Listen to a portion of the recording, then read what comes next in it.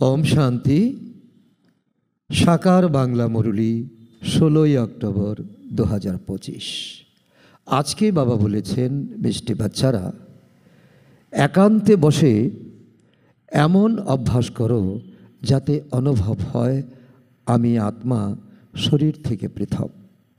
তাকেই জীবিত থেকে মৃত বলা হয়, অর্থাৎ জীবন মৃত।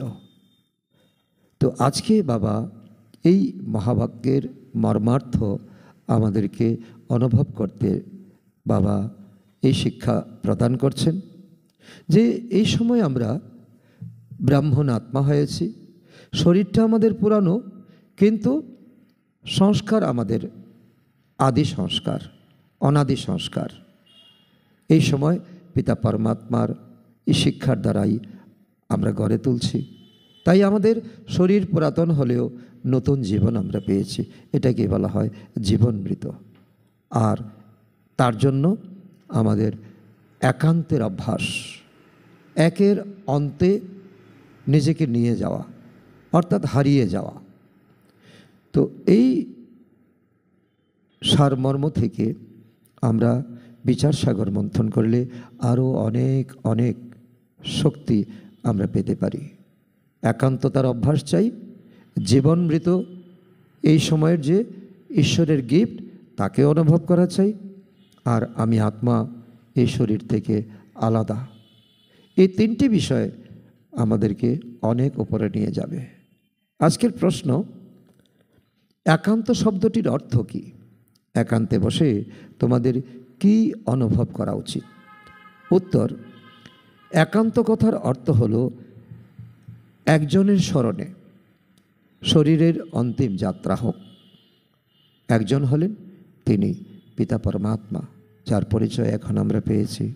অর্থাৎ একান্তে বসে এমন অনুভব করতে হবে কি আমি আত্মা। এই শরীরটাকে তো ছেড়ে বাবার কাছে যাব। কাউকে যাতে স্মরণ না থাকে, বসে বসে অশরীরী হওয়ার অভ্যাস করো, যাতে অনুভব হয় আমি যেন জীবিত থেকে অমৃত, আমি মারা গেছি। শুধুই আমি একটি আত্মা, শরীর নেই, কর্ম ইন্দ্রিয় নেই, আমি শুধু এক আত্মা, শিব বাবার সন্তান। এই অভ্যাসটা করলে আমাদের দেহ অভিমান দূর হতে থাকবে। তো আজকের এই প্রশ্ন উত্তরেও অনেক যথার্থতা আছে। কারণ তপস্যা করার জন্য মানুষ ঘর ছেড়ে জঙ্গলে যায়, কিন্তু সেই তপস্যা ঈশ্বর পরমাত্মার নির্দেশিত তপস্যা কি হতে পারে? না, হতে পারে না। দেহি অভিমানী হতে পারে না। আর এই সময় পিতা পরমাত্মা বলছেন যে আমাদের এক পিতার স্মরণেই যাতে আমরা এই শরীরকে ছাড়তে পারি কর্মাতীত হয়ে। আর এই শরীর ছাড়ার সময় যাতে অন্য কেউ স্মরণে না আসে। এই অশরী হওয়ার অভ্যাস করলে আমাদের অনেক উন্নতি হবে, আমাদের পরিস্থিতি হবে। আমি আত্মা শরীর থেকে নিজেকে আলাদা করতে পারব, আর আমাদের উন্নতি হতে থাকবে। তো আজকে আমরা কি পেলাম? একান্তর অনুভব এবং আমাদের জীবন মৃত অবস্থা এই ব্রাহ্মণ জীবনে পেয়েছি। আর অনুভব যে একান্তে বসলে আমাদের কি অনুভব হয়, তো তাও বাবা যথার্থ শিক্ষা দিতে এসেছেন। ওম শান্তি। বাবা প্রথমেই মিষ্টি মিষ্টি বাচ্চাদের এটাই বুঝিয়ে থাকেন, নিজেকে আত্মা ভেবে বাবাকে স্মরণ করতে হবে। আর কোনো কিছুতেই যাতে বুদ্ধি না যায়। দুনিয়াতে তো অনেক কিছু আছে, চোখ যা দেখে সেখানে আটকে যায়, কিন্তু যোগীর জীবনে এটা হলে চলবে না। এই কথাটা তোমরা বাচ্চারা জানো যে তোমরা আত্মা। তো আমরা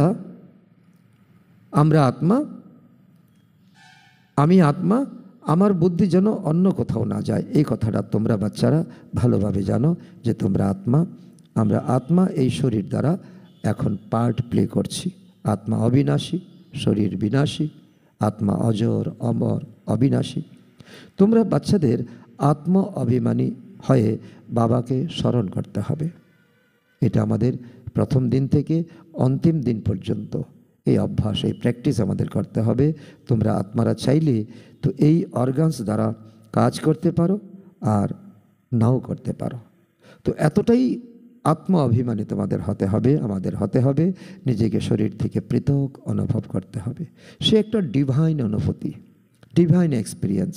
তো বাবা বলেন নিজেকে আত্মা ভাবো, এই শরীরটাকে ভুলে যাও। বারবার বাবা আমাদেরকে এই প্রথম শিক্ষা, যা শেষ দিনের শিক্ষা, তা আরও শক্তিশালী করার জন্য বারবার আমাদেরকে ইশারা দিচ্ছেন। আমরা আত্মারা স্বাধীন, আমাদের এক বাবা ছাড়া কাউকে যাতে স্মরণে না আসে। তো জীবিত থেকে তো মৃত হওয়ার অভ্যাসও করতে হবে, জীবন মৃত অবস্থা। আমাদের আত্মাকে যুগের মধ্যে থাকতে হবে, তো বাবাকে নিয়ে এমন অনুভব করতে হবে যে তো এই ঘর ও দেহের দুনিয়া থেকে আমরা মৃত। কারণ আমাদের মিত্র সম্বন্ধী ঘর, আসবাবপত্র আমাদের মনকে অনেক টানে। বলা হয় না যে তুমি মারা যাও তো তাহলে পৃথিবীও মারা যাবে। আসলে চোখ বুঝলেই তো কিছুই নেই দুনিয়াতে। তো সেই অনুভব এখন আমাদের যোগী করতে হবে। এখন তোমাদের তো জীবিত হয়েও মৃত হওয়ার অভ্যাস করতে হবে। আমরা আত্মা সেই বাবার বাচ্চা। তোমাদের দেহ চেতনা তো হারাতে হবে, দেহ বোধকে, দেহভানকে একেবারে জিরোতে নামিয়ে আনতে হবে। তো এখন তোমরা বাচ্চাদের বাবাকে স্মরণ করতে করতে বাবার কাছে যেতে হবে। এটাই হলো তোমাদের আধ্যাত্মিক মার্গের যাত্রা, তীর্থযাত্রা। এমন অভ্যাস করতে করতে তোমাদের অভ্যাস হয়ে যাবে, একদিন তোমরা পারদর্শী হয়ে যাবে। এখন তোমাদের ঘরে যেতে হবে, তাই পুরানো দুনিয়া যাতে স্মরণে না আসে। একান্তে বসে নিজেকে আত্মা ভাবার কী করতে হবে? অভ্যাস করতে হবে। ভক্তি মার্গেও আলাদা রুমে বসে কি করে? মালা জপ করে, পূজা করে, ভক্তি করে। তোমরাও একান্তে বসে এই অভ্যাস করো। যা বাবা তোমাদের এই জ্ঞান মার্গের অনেক উন্নত শিক্ষা দিয়েছেন, তাহলে দেখবে তোমাদের কিছুদিনের মধ্যে অভ্যাস হয়ে গেছে। তোমাদের তো মুখ দিয়ে কিছু বলতে হবে না, কারণ ভক্তরা তো মুখে অনেক কিছু বলে। তোমাদের মন এখন পরমাত্মার দিকে ধাবিত হবে। এটাই হলো বুদ্ধিমানের কাজ। শিব বাবা তো আমাদের শেখায়। ওরা তো পুরুষার্থ করবে না, কারণ ভক্তিতে তারা কি করবে? তারা শরীরকে নিয়ে যাবে তীর্থযাত্রায়, শরীরকে নিয়ে স্নান করাবে, আর এই হাত দিয়ে পূজা করবে, পাঠ করবে, কত কিছু। তো ওরা তো, এটা তো পুরুষার্থ নয়। শিব বাবাই আমাদের বাচ্চাদের পুরুষার্থ করান, কারণ তিনি বলছেন, তিনি ড্রামাতে এখন বাধা, আমাদেরকে এখন স্বর্গের লায়ক করে তোলার জন্য তিনি এখন ড্রামার কাছে বাধা। যতটা সম্ভব এই বিষয়ে বসে কি করতে হবে? বিচার সাগর মন্থন করো। এরপর আমাদের যেতে হবে নিজের ঘরে। এই শরীরকে তো এখানে ছেড়ে দিতে হবে। 5 তত্ত্বের এই মাটি দিয়ে তৈরি শরীর 5 তত্ত্বে মিলিয়ে যাবে। বাবাকে স্মরণ করলে বিকর্ম বিনাশ হবে এবং আয়ুও বৃদ্ধি পাবে। শতযুগে 150 বৎসর আয়ু থাকবে। অন্তর্মনে এই চিন্তা থাকা উচিত, কারণ আমরা উন্নতি করছি, মুখে কিছু বলার প্রয়োজন নেই। ভক্তিমার্গেও ব্রহ্মতত্ত্বকে বা কেউ শিবকে স্মরণ করে, কিন্তু তারা যথার্থ স্মরণকে জানেই না। তো বাবার পরিচয় নেই, তাহলে স্মরণ কীভাবেই বা করবে? তোমরা এখন বাবার পরিচয় পেয়েছ। বাবা তিনি যেমন এবং বাবা যা, বাবার কর্তব্য যা, সেই অনুসারে বাবার সম্পূর্ণ পরিচয় পেয়েছ। তো বাবার সাথে সম্বন্ধ এখন আমরা তো জুড়তে পারি। তিনি মাতা, পিতা, বন্ধু, সখা।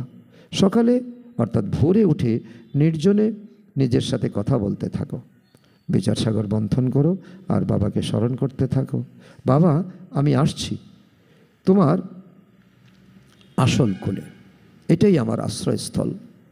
যেমন বটবৃক্ষের নিচে পথিক কী করে? কিছুক্ষণ বসে জিরিয়ে নেয়, বিশ্রাম করে। আর আর বাবার কাছে হলো প্রকৃত আমাদের বিশ্রামস্থল। এটাই হলো আত্মিক পিতার প্রকৃত আশ্রয়স্থল। তাহলে এমনভাবে নিজের সাথে কথা বলতে হবে, বাবা এসেছেন, বাবা প্রতিকল্পে এসে আমাদের রাজ্য শেখান। বাবা বলেন আমাকে স্মরণ করো ও চক্রকে স্মরণে রাখো। তোমাদের সদর্শন চক্রধারী হতে হবে না? তো এই দুটো কাজ তো করতে হবে, বাবাকে স্মরণ করতে হবে আর চক্রকে ঘোরাতে হবে। সত্য, ত্রেতা, দ্বাপর, কলিতে আমার কী কী অবস্থা হয়েছে, আর এখন আমি কোথায় আছি, কোথায় শতপ্রধান আর কোথায় এখন তমপ্রধান। শূদ্র হয়ে গিয়েছিলাম, এখন বাবা ব্রাহ্মণ বানিয়েছে। তো বাবার মধ্যেই সমস্ত জ্ঞান নিহিত আছে। উনি তারপর তোমাদের তা প্রদান করেন। তিনি তোমাদের ত্রিকালদর্শী বানাচ্ছেন। তিন লোকের জ্ঞান, তিন লোকের তো সঙ্গে তোমাদের পরিচিতি করাচ্ছেন। তুমি তিন কাল অর্থাৎ আদি মধ্য অন্তকে জানো, তিন কালকে জানো, তিন লোককে জানো। এই জন্য বাবা আমাদেরকে ত্রিকালদর্শী, ত্রিনেত্রী। বাবা আমাদের কত সুন্দর সুন্দর টাইটেল দেন। তো বাবা হলেনই পরমাত্মা, ওনার তো কোনো দেহ নেই। এখন এই ব্রহ্মার শরীরে বসে তো আমাদেরকে সব বোঝাচ্ছেন, A to Z। তো এটা হলো অনন্ত আশ্চর্যের কথা। ভগবান আর কিনা আমি আত্মা সামনে বসে আছি। যদি তিনি ভাগীরথে বসেন তাহলে তো অবশ্যই দ্বিতীয় আত্মা, কারণ পরমপিতা পরমাত্মা এক আত্মা, আর যার শরীরে এসেছেন ব্রহ্মা বাবা, যিনি দাদা লেকরাজ ছিলেন, তিনি আর এক আত্মা। অনেক জন্মের পর এ হলো ওনার ব্রহ্মা বাবার অন্তিম জন্ম। তিনি দাদা লেকরাজ হয়ে গিয়েছিলেন এবং তিনি 12 জন গুরু করেছিলেন। তিনি আধ্যাত্মিক মার্গের পিপাসু ছিলেন। তো নম্বর 1 পবিত্র আত্মাই আবার নম্বর 1 অপবিত্র হয়ে যায়। কারণ নম্বর 1 পবিত্র, তিনি ছিলেন নারায়ণ, শ্রীকৃষ্ণ থেকে নারায়ণ। আর নম্বর 1 অপবিত্র, দাদা লেকরাজ হয়ে গেছেন। ওনার গৃহস্থী সংসার ছিল, ওনার ব্যবসাপত্র ছিল। তিনি তো নিজেকে ভগবান বা বিষ্ণু ইত্যাদি এরকম কিছু বলেন না, বরং লক্ষ্মী নারায়ণের চিত্রকে তিনি পকেটে রাখতেন, বারবার দেখতেন। দোকানেও তিনি যে উনি টাকা পয়সা রাখতেন, ক্যাশ বাক্স, তো ওর মধ্যেও তিনি কি করতেন, লক্ষ্মী নারায়ণের চিত্র বসিয়ে রাখতেন। এখানে তো একজন আত্মা পবিত্র নয় দুনিয়াতে, সারা দুনিয়া চক্কর লাগাও সবাই অপবিত্র। তাই বাবা বাচ্চাদের বোঝান, এইভাবে বিচার সাগর মন্থন করো, তাহলে তোমরা খুশিতে থাকতে পারবে। এতে একাকিত্ব থাকা অবশ্যই প্রয়োজন। একের স্মরণে যেন শরীরের অন্তিম যাত্রা প্রাপ্ত হয়। সন্ন্যাসীরাও ব্রহ্মতত্ত্বের স্মরণে থেকে শরীর ভানকে ত্যাগ করে। তাদেরও কিন্তু তপস্যা কম নয়। তাদের ধারণা কেবল ব্রহ্মতত্ত্বে লীন হয়ে যাওয়া, এখানে তাদের ব্যতিক্রম। ঈশ্বর পরমাত্মা যে শিক্ষা দিচ্ছেন আর তাদের যে অভ্যাস, তার থেকে অনেকটাই ব্যতিক্রম। তাদের লক্ষ্যই হচ্ছে আর আসবো না সংসারে, কিন্তু সেটা কি হয়, এই ভাবনা নিয়ে তারা তপস্যাতে বসে, তপস্যায় বসে বসে দীর্ঘ সময় তপস্যায় বসে বসে শরীর ছেড়ে দেয়। আর তাতে একটা ভাইব্রেশন ক্রিয়েট হয়, তো যেন নিস্তব্ধ হয়ে গেছে দুনিয়া। তো ভক্তিতে মানুষ অনেক ধাক্কাধাক্কির সম্মুখীন হয়। তো এই জ্ঞান মার্গে ধাক্কা খাওয়ার কোনো প্রশ্নই আসে না, কেবল স্মরণেই থাকতে হয়। তো অন্তিমে কারোর কথা যেন স্মরণে না আসে, গৃহস্থ ব্যবহারে তো থাকতেই হবে। এখানে কাকা, মামা, চাচা কত সম্বন্ধ থাকে। আর বাবা বলছে তুমি পুরুষার্থ করো, অন্তিমে যেন কারো কথা মনে না আসে। তো বাকি সময় বের করে নিতে হবে। ছাত্ররা পড়াশোনার প্রতি অনেক আগ্রহ থাকে, তাই না? এখানে হলো ঈশ্বরীয় পড়াশোনা। নিজেকে আত্মা না ভাবার কারণে শিক্ষক, বাবা এবং সদ্গুরুকে সবাই ভুলে যায়। শিক্ষক কি বলেছেন, বাবা আমাদেরকে কি দিতে চান, আর সদ্গুরুর প্রতিশ্রুতি কি, একান্তে বসে এই বিষয়ে বিচার সাগর মন্থন করো। দেখবে একেবারে যোগযুক্ত হয়ে গেছে। গৃহস্থী ঘরের ভাইব্রেশন বিশেষ ভালো থাকে না। সেখানে জ্ঞানী থাকবে, অজ্ঞানী থাকবে, ভক্ত আত্মা থাকবে। যদি আলাদা ব্যবস্থা থাকে তাহলে সেখানে বসে একান্তে তপস্যা করো। মাতারা তো দিনের বেলায় সময় পায়, বাচ্চারা যখন স্কুলে চলে যায় তখন তো তাদের ফ্রি সময়। তো যতটা সময় পাও ততটা সময় একান্তে বসার অভ্যাস করো। তোমাদের তো একটাই ঘর, অনেকে এমন আছে যাদের একটাই ঘরে খাওয়া দাওয়া রান্না বান্না সব কিছু। তো আর বাবা তো কত অসংখ্য, বাবার তো অসংখ্য দোকান আছে, প্রত্যেকটা সেন্টার, প্রত্যেকটা পাঠশালা বাবার এক একটা দোকান। তো আর সেগুলো ক্রমশ বাড়তেই থাকবে। মানুষ যখন তার ব্যবসা নিয়ে চিন্তায় থাকে তখন তার রাতের ঘুমও নষ্ট হয়ে যায়। তো এটাও তোমাদের ব্যবসা। বাবা কতই না বড় ব্যাপারী, কতই না বড় ব্যাপার করতে থাকে। তো বাবা তোমাদের পুরানো শরীরের বিনিময় নতুন দিয়ে থাকেন, সবাইকে সঠিক রাস্তা দেখায়। এই ব্যবসা অনেক বড়। ব্যবসায়ী কেবল ব্যবসার চিন্তাই করতে থাকে। বাবা নিজে প্র্যাকটিস করে তোমাদেরকেও করতে বলেন। যত বেশি বাবার স্মরণে থাকবে ততই নিদ্রাজিত হতে থাকবে। তো এই উপার্জনে আত্মা খুবই আনন্দ অনুভব করে। উপার্জনের জন্য মানুষ রাত্রিতেও কী করে, জেগে থাকে। কারণ খদ্দের আসবে, বেচা বিক্রি হবে, মুনাফা হবে, লাভ হবে। সিজনে পুরো রাত দোকান খোলা থাকে। ব্রহ্মা বাবার অনুভব, ব্রহ্মা বাবা সারা রাত দোকান খোলা রাখতেন। তোমাদের কামাই রাত্রিতেও ও সকালে খুব ভালো হতে পারে। সুদর্শন চক্রধারী ও ত্রিকালদর্শী হতে পারবে তোমরা, কারণ সময় বের করে রাত্রিবেলা এবং ভোরবেলা, অমৃতবেলা তোমরা এই সময় 21 জন্মের ধন একত্রিত করো। 21 জন্মের ধন একত্রিত করো। এখন পাবে না, শতযুগে গিয়ে প্রারব্ধ পাবে। মানুষ ধনবান হওয়ার জন্য পুরুষার্থ করে। তুমিও বাবাকে স্মরণ করো, তাহলে বিকর্ম বিনাশ হবে ও বল প্রাপ্ত হবে, শক্তি প্রাপ্ত করবে। এখন তোমার এক বাবাকে স্মরণ করতে হবে, ত্রিকালদর্শী হতে হবে। এই সময় অবিনাশী ধন আধা কল্পের জন্য জমা করতে হবে। এটাই হলো বুদ্ধিমানের কাজ। কারণ খাওয়া পড়া তো সব কিছু তো চলছে, চলবে, কিন্তু আধাকল্পের জন্য জমা করা, সময় বের করে, এটাই বুদ্ধিমানের কাজ। বিচার সাগর মন্থন করে রত্ন বের করতে হবে। বাবার এক একটা শব্দ এক একটা অমূল্য খাজানা, লক্ষ লক্ষ টাকার। আর বিচার মন্থন করলেই তার থেকে দেখবে ঠিক মাখন বেরিয়ে আসছে। ঠিক বাবা যেমন করেন, ব্রহ্মা বাবা এত ব্যস্ততার মধ্যেও তিনি সময় বের করে তিনি বিচার সাগর মন্থন করেন, পুরুষার্থ করেন। বাচ্চারা বলে, বাবা মায়ার তুফান তো অনেক আসে। বাবা বলেন, যতটা সম্ভব নিজের কামাই করতে থাকো, এটাই অন্তিম সময়ে কাজে আসবে। অন্তিম সময় যদি ভালো না হয়, তাহলে সারা জীবন কি করলাম, কি খেলাম, কি পড়লাম, কি সুখ পেলাম, তার কোনো মূল্য নেই। অন্তিম সময়টারই সবচেয়ে মূল্য। একান্তে বসে বাবার স্মরণে থাকতে হবে। সময় থাকলে মন্দির ইত্যাদিতে গিয়েও অনেক সেবা করতে পারো, কারণ সেখানে তো বাবার সন্তানরাই তো আছে, তারা আসে ভক্তি করতে, মনোকামনা পূর্ণ হোক। তো সেই জন্য বেশ অবশ্যই লাগিয়ে যাবে সেখানে সেবা করার জন্য। আর চিত্র নিয়েও যাবে, সবাই বুঝতে পারবে যে তোমরা রুহানি মিলিটারি, তোমরা আধ্যাত্মিক এই সময় যোদ্ধা, আত্মিক যোদ্ধা। তোমরা এইভাবেই লেখো না যে আমরা স্বর্গের স্থাপনা করছি। আদি সনাতন দেবী দেবতা ধর্ম ছিল, এখন আর তো তা নেই, যা আবার আমরা স্থাপন করছি। এই প্রকৃত সময় এই লক্ষ্মীনারায়ণের মতো হওয়াই আমাদের লক্ষ্য, এবং যারা এখন শুনছে তাদেরও লক্ষ্য হওয়া উচিত। সকলকে এমন অ্যাড্রেস করে বলো। তো কোনো সময় আসবে এই লক্ষ্মীনারায়ণের ছবি ব্যাটারির দ্বারা ট্রান্সলেটের চিত্র বানিয়ে তোমরা নগর পরিক্রমা করবে। তখন সবাইকে বলবে, আমরা ওনারই রাজ্য স্থাপন করছি। এই চিত্রই হলো সবথেকে ফার্স্ট ক্লাস, সকলের আকর্ষণ হবে। এই চিত্র একদিন খুব বিখ্যাত হবে। লক্ষ্মীনারায়ণ কেবল এক জোড়া তো ছিলেন না, কত জোড়া ছিলেন? 8 জোড়া ছিলেন। ওনাদের রাজ্য ছিল, রাজত্ব ছিল। তো সেই রাজ্যই পুনরায় স্থাপন হচ্ছে। বাবা কত ক্লিন, ডিস্টিংক্ট, ক্লিয়ার করে বলছেন। এখন বাবা বলেন, শুধু মনমনাভাব হয়ে থাকো, এটাই হলো মূল, এটাই হলো মূল কথা। যতটা সময় মুহূর্তে মুহূর্তে বাবাকে স্মরণ করো। বাবা আমাকে দেখছেন, আমি বাবাকে দেখছি।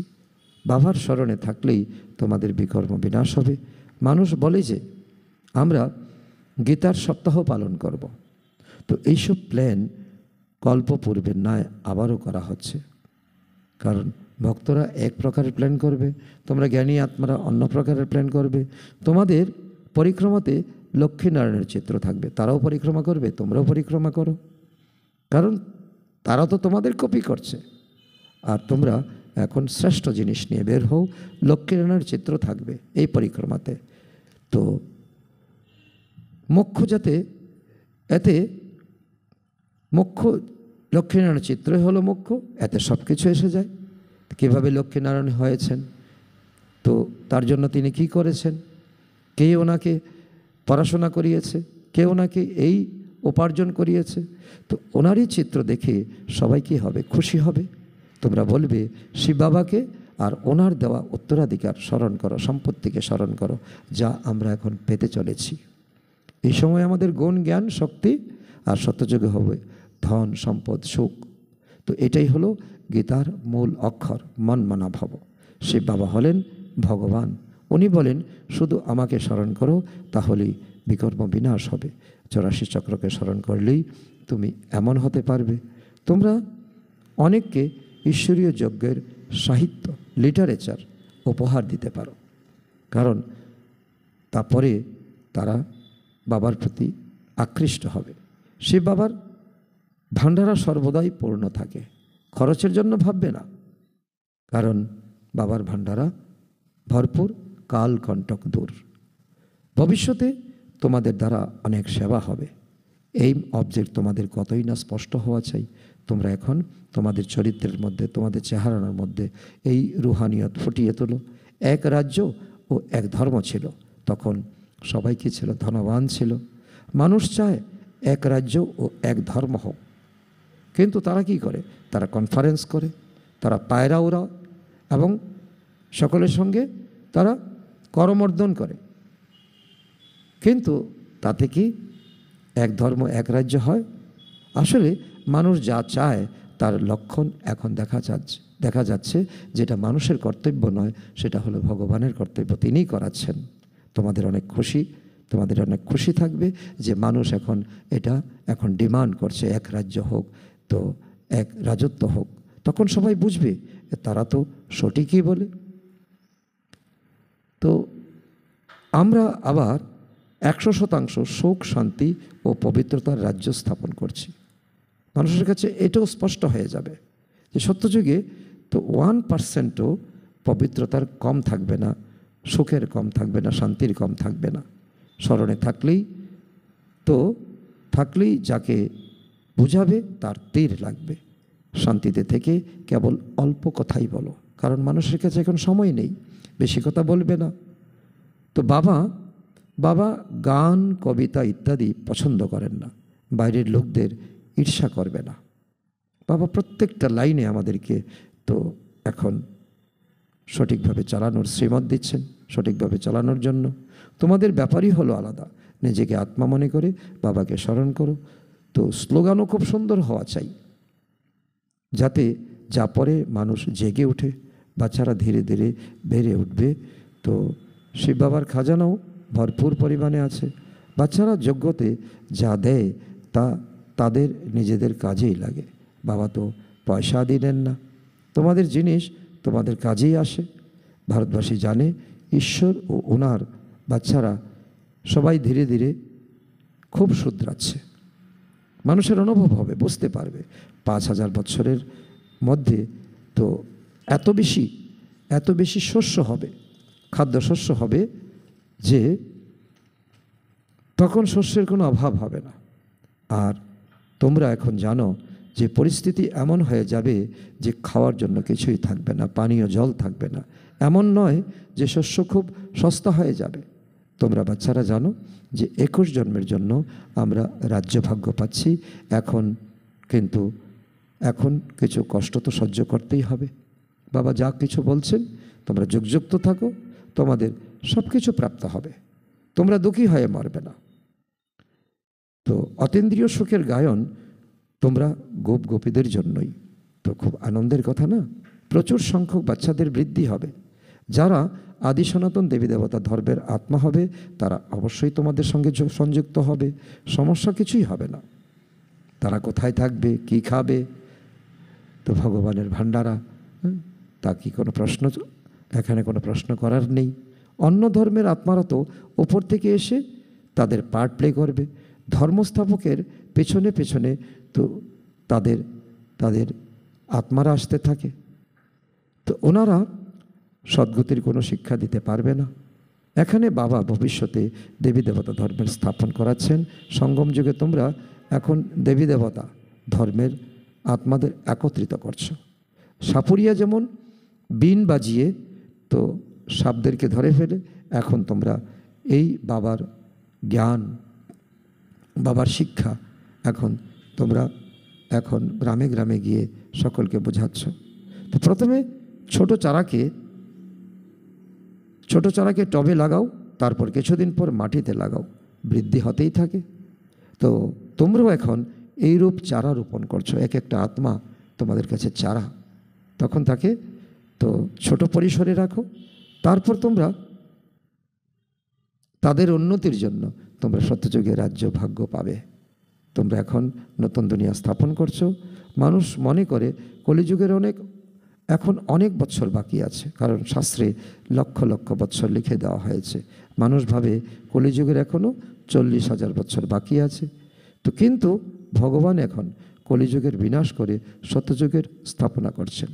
পরিত্রাণায় সাধুনাঞ্চ বিনাশনায় চ দুষ্কৃতাম ধর্ম সংস্থাপনায় অর্থে সম্ভবামি যুগে যুগে। তো এই সময় তিনি এসেছেন এবং কাজও করছেন, আর আমরা বাচ্চারা ভগবানের সহযোগী হচ্ছি। তো অনেকে এটাও ভাবে তো এটি সেই মহাভারতের যুদ্ধ, গীতার ভগবান অবশ্যই থাকবে। তোমরা বলছো তো এখানে তো শ্রীকৃষ্ণের কোনো পার্ট নেই। বাবা বোঝাচ্ছেন যে শ্রীকৃষ্ণের আত্মা ম্যাক্সিমাম 84 জন্ম নেয়, আর এক চেহারা মিলবে না অন্য চেহারার সাথে। শ্রীকৃষ্ণের পরবর্তী জন্ম তো অন্য নাম হবে, অন্য চেহারা যুক্ত হবে। তাহলে এখানে শ্রীকৃষ্ণ কীভাবে আসবেন? ভক্তরা যে প্রার্থনা করে, ভক্তরা যে এখন আশা করে বসে আছে, কেউ এই বিষয় নিয়ে ভাবেই না। তোমরা জানো শ্রীকৃষ্ণ স্বর্গের প্রিন্স ছিলেন, তিনি তাহলে দাপর যুগে কীভাবে আসবেন? এই লক্ষ্মীনারায়ণের চিত্র দেখলেই স্পষ্ট হয়ে যায় যে শিব বাবা আমাদের উত্তরাধিকারী বানাচ্ছেন। সত্যযুগের স্থাপনা এক বাবাই করেন। এই ড্রামা, কল্পবৃক্ষ ইত্যাদি এই ছবিগুলি কোনো কম নয় কোনো অংশে। প্রথমে তো অল্প সংখ্যক চিত্রই ছিল, তখনও বাবা বলেছিলেন এগুলোই নিয়ে বের হয়ে যাও, একদিন তোমাদের কাছে এই সকল চিত্রের ট্রান্সলাইট রূপে থাকবে, অনেক মূল্যবান চিত্র তোমাদের কাছে উপলব্ধ হবে। আর তোমরা কি করবে? এই ছবিগুলোর দ্বারা বিহঙ্গ মার্গের সেবা করবে। আজকে এখানে আছো তো কালকে অন্য জায়গায়। তোমাদের কাছে এত বাচ্চা আসবে যে তোমাদের সময় থাকবে না তাদেরকে বোঝানোর, তাদের সঙ্গে বসা। প্রচুর পরিমাণে বাচ্চা আসবে, তোমরা খুব খুশি হবে। তোমাদের শক্তি দিন দিন বৃদ্ধি পাবে। এই শক্তি তোমাদের মাসুল পাওয়ার নয়, আত্মিক শক্তি পরমাত্মা থেকে প্রাপ্ত করা। ড্রামা অনুসারে যারা ফুল হতে চলেছে তাদের টাচিং হবে। তোমাদের বাচ্চাদের বলতে হবে না বাবা এই ব্যক্তির বুদ্ধিকে টাচ করো। টাচ বাবা তো করেন না, টাচ সময় মতো স্বয়ংক্রিয়ভাবে হতেই থাকবে। বাবা তোমাদেরকে পথ দেখাবেন, শ্রীমত প্রদান করছেন, যে জন্য বাবাকে আমরা ডেকেছি। অনেক বাচ্চারা লেখে বাবা আমার স্বামীর বুদ্ধিকে টাচ করো।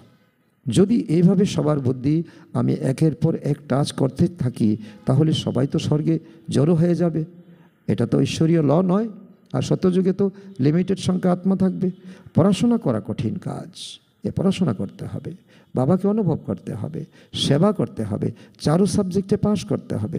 তোমরা ঈশ্বরের সহযোগী, তাই না? বাবা তোমাদের আগে থেকেই সত্য বলে দেন বাচ্চাদের কি করতে হবে। বাবা গাইড করে নিয়ে যাচ্ছেন আমাদেরকে, এই করো সেই করো, এই করবে না সেই করবে না। তোমাদের এমন ছবি সেবায় নিয়ে যেতে হবে, ওয়ান্ডারফুল ছবি, মানুষ দেখে চক্রিত হয়ে যাবে। তোমাদের সিঁড়ির ছবিও নিতে হবে, 84 জন্মের উত্থান আর পতনের ছবি। ড্রামা অনুসারে স্থাপনা অবশ্যই হবে। বাবার সেবার জন্য যে নির্দেশিকা দেন তাতে মনোযোগ দিতে হবে। বাবা বলেন বিভিন্ন ধরনের লক্ষ পরিমাণে বেস তৈরি করো, বেস। কারণ বাচ্চারা অনেক আসবে, এবং নিয়ম প্রমাণে চলবে তাদেরকে তো মেডেল দিতে